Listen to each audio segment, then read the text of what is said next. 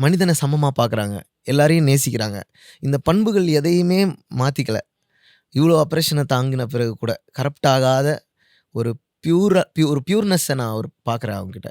அப்படிதான் என்ன அவங்க ஃபேசினேட் பண்றாங்க. அந்த ஹிஸ்டரிய நான் அப்படிதான் தெரிஞ்சுக்க பார்த்தேன்.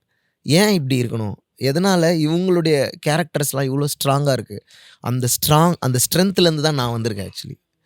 என்னோட ஃபேமிலியில இருக்கக்கூடிய விமென்னோட ஸ்ட்ரென்த் தான் நான். என்னோட ஃபேமிலியில இருக்க விமென் தான் எனக்கான பவர் தந்துட்டு இருக்காங்க.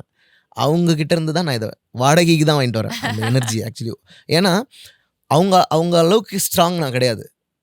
என் குடும்பத்தில இருக்க பெண்கள் அளவுக்கு நான் ஸ்ட்ராங் கிடையாது. இத நான் ஒத்துக்கிறேன். ஏன் ஒத்துக்கிறேன்னா, நான் நான் அதுக்கான பதிலா இருக்கேன். ஐ அம் த ஆன்ஸர் ஃபார் இட். எங்க பாட்டியோட தைரியம் தான் நான்.